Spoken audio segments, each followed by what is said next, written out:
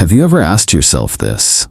After a lifetime of searching, what are we truly looking for? Is it happiness? Is it peace?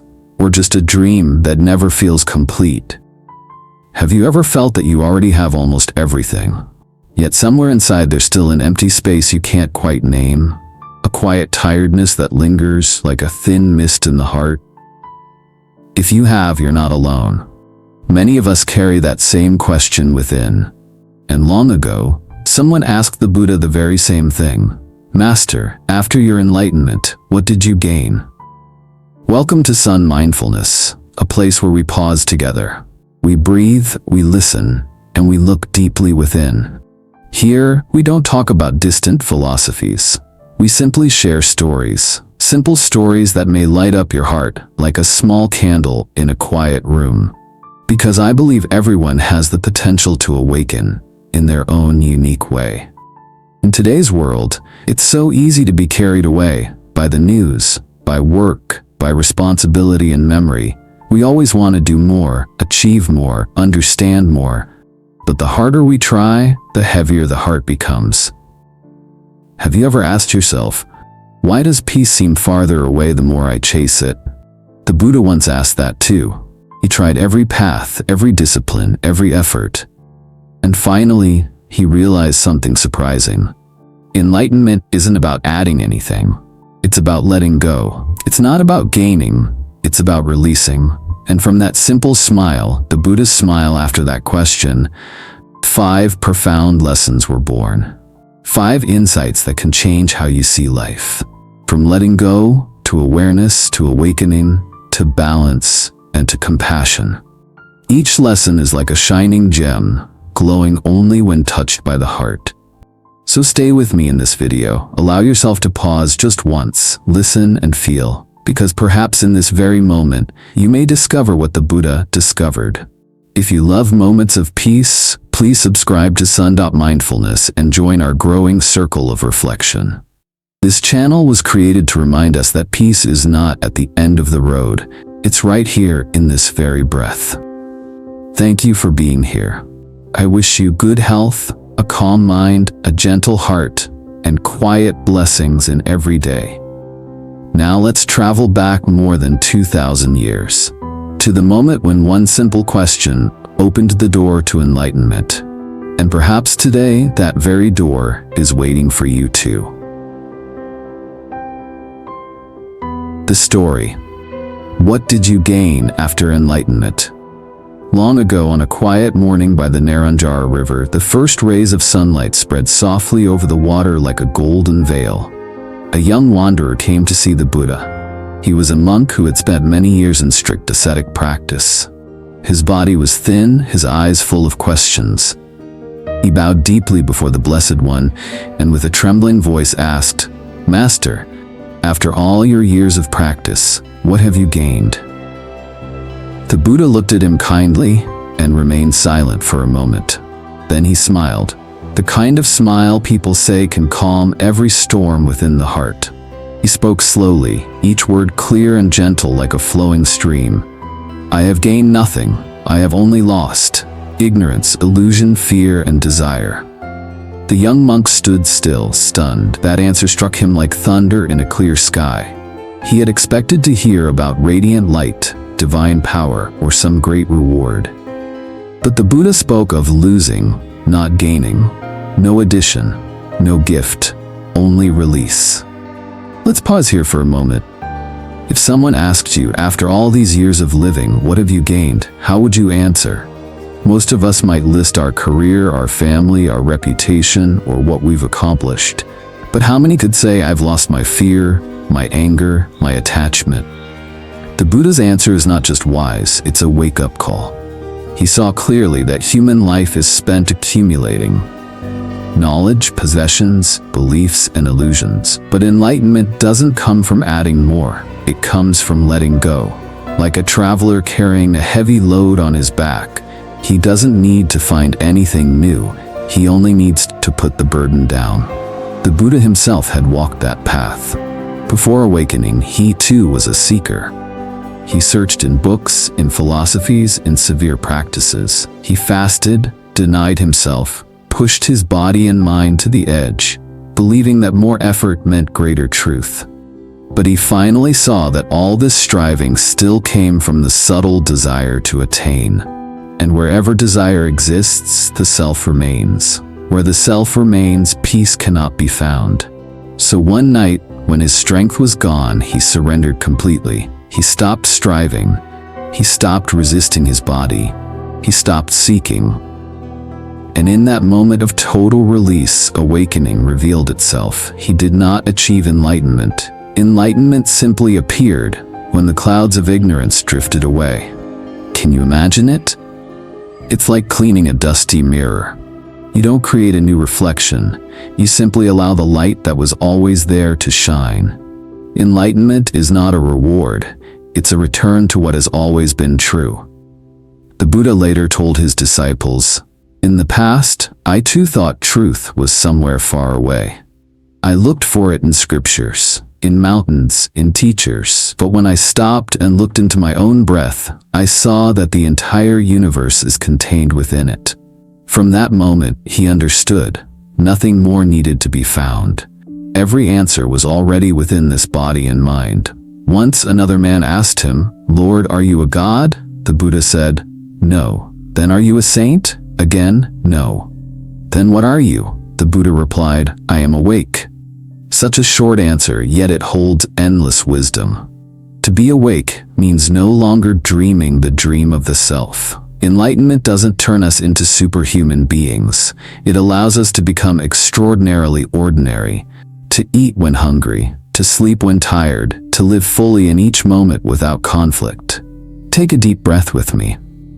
Can you see how often we live inside a dream? We dream of what's ahead, regret what's behind, and miss the only thing that's real, this moment. The Buddha never told us to escape the world. He simply said, "Wake up, you already have everything you need." His smile after that answer was not the smile of victory.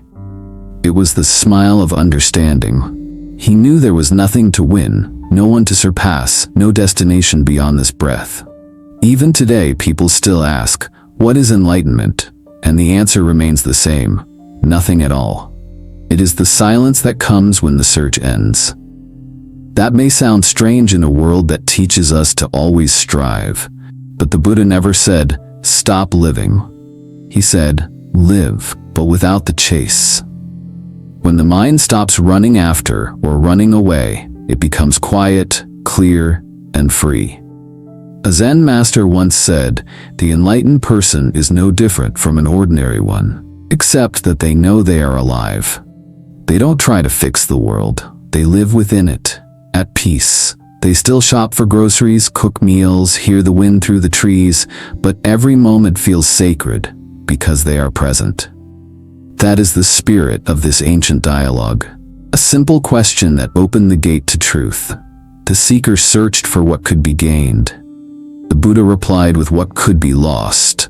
And in that losing, the greatest discovery was made, the rediscovery of oneself. I often tell my older students here in the West, as we grow older, life itself teaches us how to let go. We let go of children as they find their own paths. We let go of titles, of health, of memories. Life is a long lesson in graceful release. But don't let go with bitterness. Let go with understanding. That is the path to peace. When the seeker finally walked away, he carried no formula, no scripture, no doctrine, only the Buddha's smile, a smile that contained all the truth in the world. And perhaps in that quiet moment, he too awakened just a little, realizing that truth is not found in the answer, but in the silence that follows it. From this story, we will explore 5 lessons of awakening. 5 petals of the same flower: letting go, awareness, awakening, the middle way, and compassion. Each one is a doorway, leading us back home to the heart. Lesson 1. The lesson of letting go. My dear friend, many people believe happiness comes from adding more health, more money, more recognition. But the longer we live, the clearer we see. Life is like a backpack we carry on our shoulders. The more we pack into it, the heavier it becomes. Until one day someone says, "Why don't you try putting the backpack down for a while?" You set it down, and suddenly you realize lightness doesn't come from adding, it comes from releasing. Letting go isn't abandoning responsibility or love. It's simply stopping the habit of holding on to what no longer serves you. A Buddhist woman in California once told me her story. After her husband passed away, she tried to keep everything exactly the same. His chair, his cup of tea, the space beside her at the table. Every morning, she looked at them and cried. Then one day she decided to move his chair to a quiet corner, lit a candle, and whispered, "Thank you." Not because she loved him less, but because she stopped clinging to his shadow. From that day, her grief softened like a wave that had finally reached the shore and dissolved. In the Buddha's teaching, letting go doesn't mean throwing things away. It means seeing deeply. When we understand impermanence, we know that everything changes. We release the belief that life must go our way. When we see selflessness, we let go of the idea that I must win, I must be right. When we see suffering clearly, we stop reacting in ways that create more pain, for ourselves and for others. We let go because we see, not because we hate. Even modern psychology confirms this truth. When we repeat negative thoughts, our nervous system reacts, heart rate rises, breath shortens, the body tightens. But when we slow the breath, when we breathe in and gently ask, "Is this really within my control?" and then breathe out while imagining the hands opening, something inside us shifts. The mind softens, the heart begins to heal. Letting go is also forgiveness. It's not signing a paper that says you are innocent. It's giving your own heart a chance to rest. It's choosing not to let an old story control your present life. A gentleman in his 70s once told me, "I thought holding on to anger meant holding on to justice. But after 20 years, the only thing I managed to keep was high blood pressure." The whole room laughed softly and then went quiet. Everyone understood. Someone once asked me, "How long do we need to keep letting go?" I said, "Just a little more each day. Let go of one judgment. Let go of one comparison. Let go of one self-blame." Letting go isn't a grand project. It's a quiet habit. Repeat it every day. You put the backpack down a little, then a little more, until one day you realize what you really wanted was never a prettier backpack, but the freedom of your shoulders. Letting go is the first doorway to peace. Without it, every other practice becomes heavy. It's like trying to swim upstream while holding a stone. The harder you fight, the faster you sink. But when you open your hands, the water itself will lift you. So instead of asking, "What am I missing to be happy?" ask gently, "What can I release today?" The answer will be as light as the wind, and enough to change the sky within you. Lesson 2. The lesson of awareness. After learning to let go, we need something to light our path. That light is awareness. Awareness is the ability to see without judging, to know without rushing to fix. It's like a still lake that reflects the clouds but isn't stained by them, that mirrors the sun yet never burns. In our busy lives here in America, we often live from the head and forget to live from awareness. The head analyzes, compares, plans. Awareness simply knows, quietly, clearly. The practice of awareness begins with the body. When you eat, notice the flavor, chew slowly, hear the soft click of your teeth. When you walk, feel your feet touching the earth, each step fully there. When you wash the dishes, feel the warm water on your hands, the sound of porcelain gently meeting porcelain. This is not ritual. It is returning home. The body is the shortest doorway back to the present moment. Next comes awareness of emotion. Instead of saying, "I am angry," say, "There is anger in me." That small shift reminds us, feelings are visitors, not owners of the house. They come and they go. We open the door with a calm breath and softly name them. Hello, sadness. Hello, worry. Once named, half the storm is already past. Modern neuroscience confirms this simple truth. When we label an emotion, the amygdala, the brain's alarm system, calms down. The prefrontal cortex, the part that makes wise choices, gains more space to act. In simple words, to name is to bring light into the dark corner. And light never has to fight darkness. It only needs to be present. Awareness also means taking responsibility. We stop blaming the weather, our children, or our partner. We see clearly that our reactions are choices, small ones, repeated over time, shaped by habit. When an old pattern rises, we add one gentle pause. One breath in, one breath out. That tiny pause is enough to free us from being slaves to anger or fear. Going deeper, awareness reveals that we are not our thoughts. Thoughts come and go. We are the silent space behind them, the knowing that knows the thought. When we rest in that space, life becomes less crowded.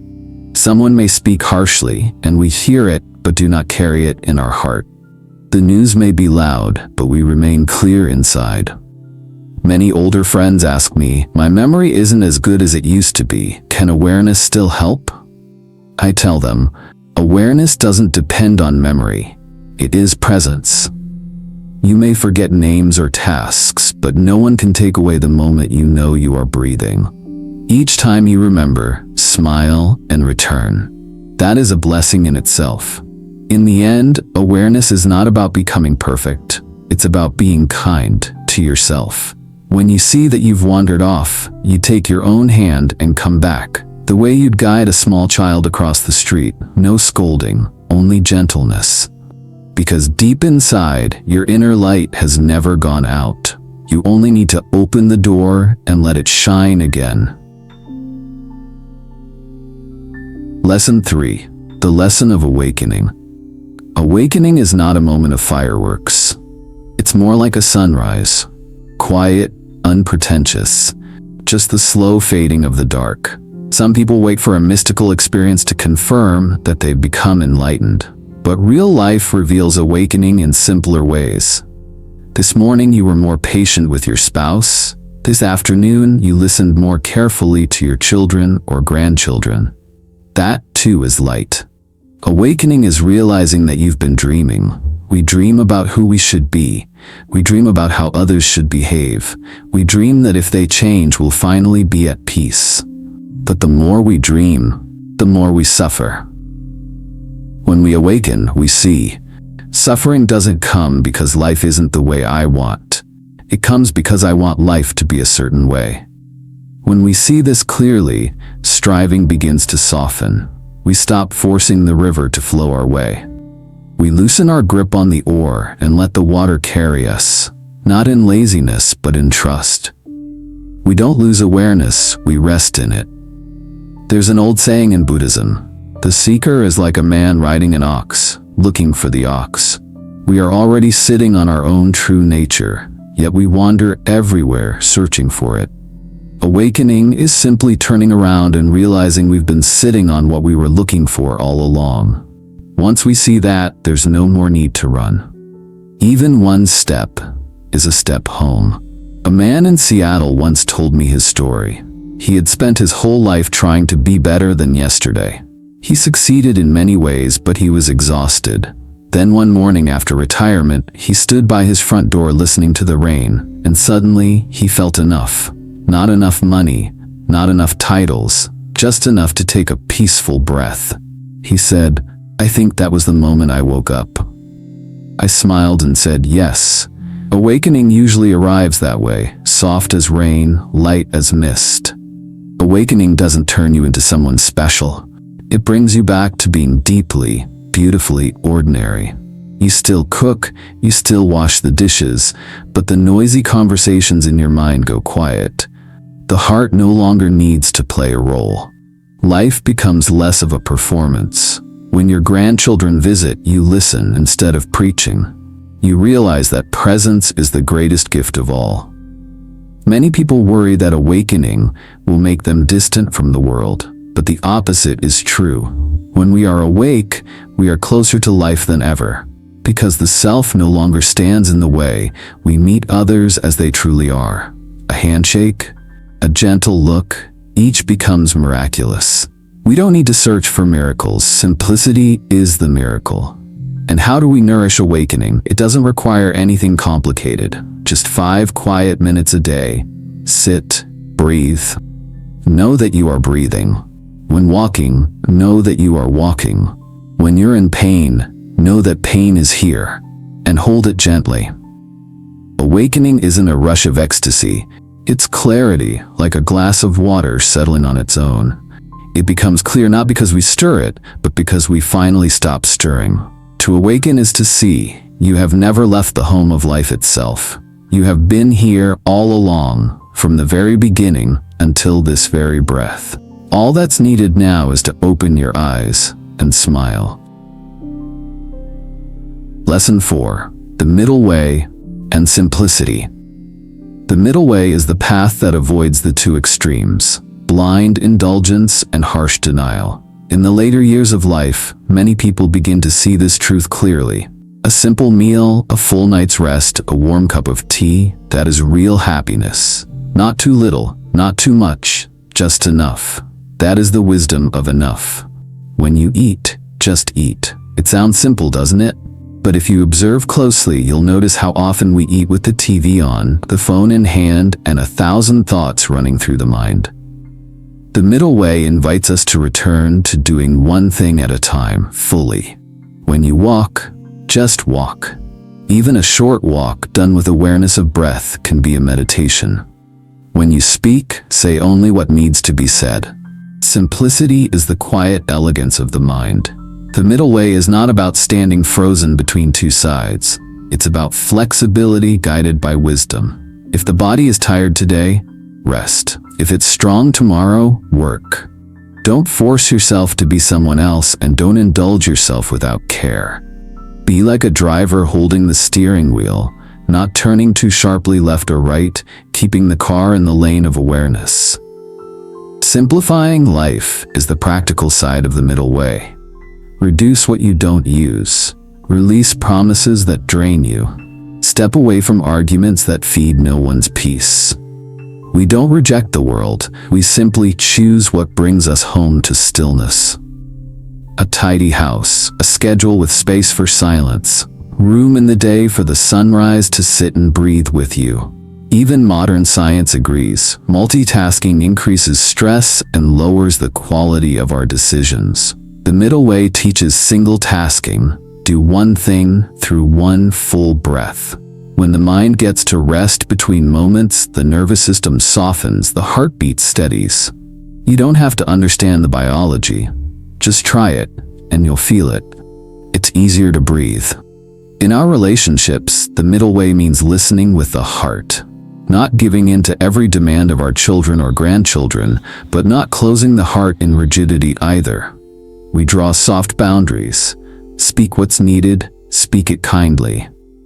That's simplicity in human connection. Fewer words, more presence. In the end, many people realize that what they keep is not the victories they proved, but the quiet evenings shared with those they love. A bird's song, a passing cloud, a hand resting gently in another's. That is the middle way, being right here, enough and warm. So my friend, try this. Choose just one thing each day to do completely. A meal, a short walk, a phone call to say thank you. And soon you'll discover simplicity doesn't mean less. It means more depth, the flavor of life fully tasted. Lesson 5. The lesson of compassion and understanding. Compassion is not pity. Compassion is the deep understanding of suffering. When you truly understand, the wish to help arises naturally. It's like when you see a thorn in your own foot, your first instinct is to gently remove it.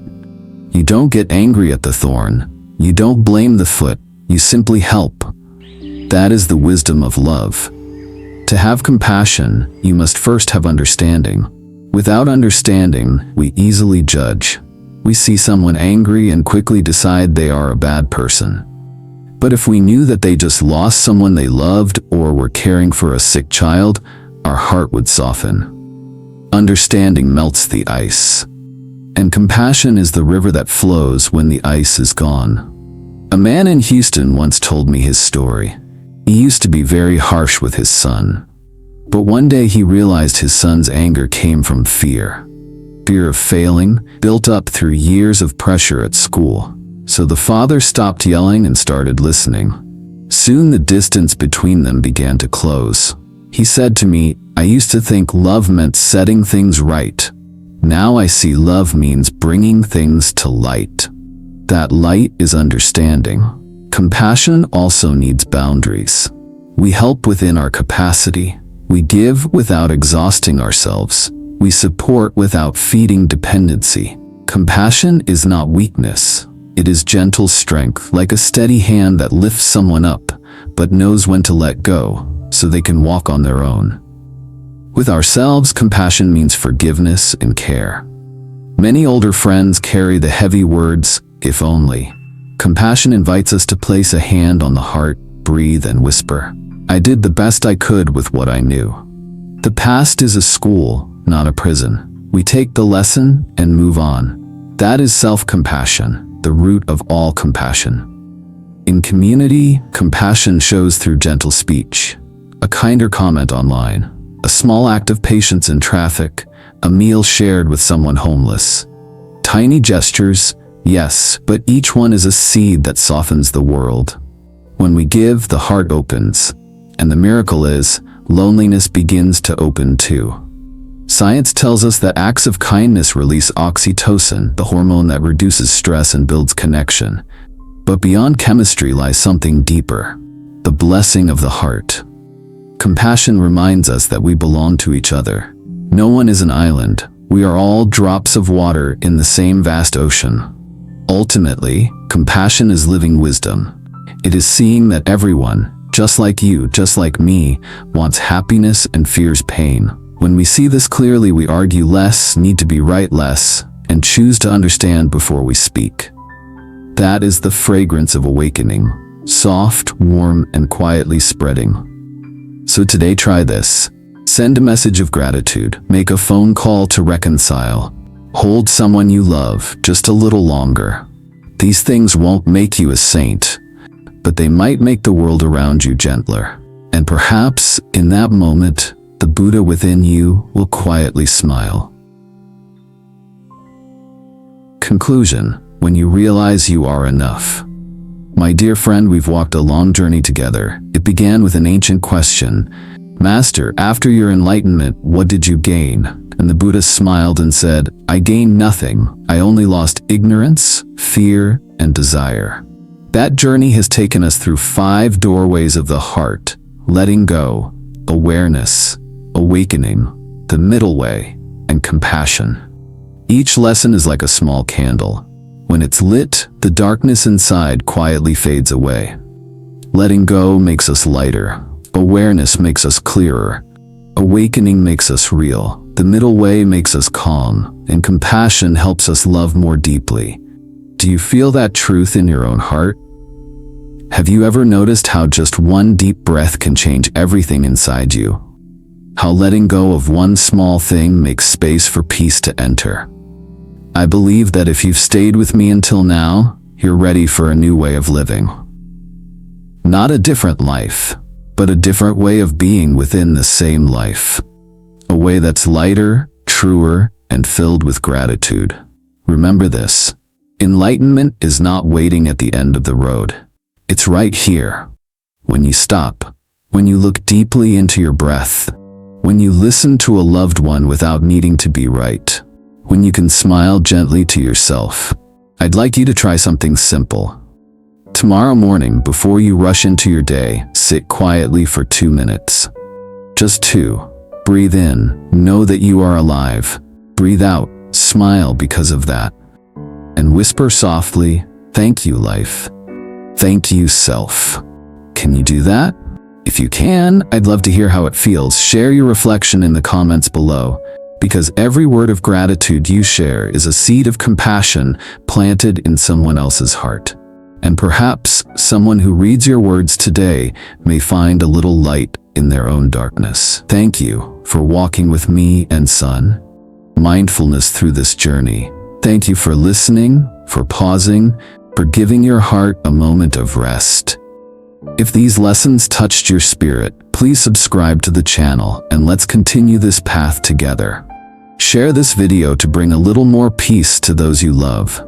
I wish you good health, a peaceful heart, a thankful spirit, and days filled with gentle light. Enlightenment is never far away. It lives in your breath, in each step you take, in every kind and quiet gaze. And if you listen closely, you'll realize the Buddha was never far at all. He's been smiling within you all along. Thank you. May you be well, peaceful, and happy.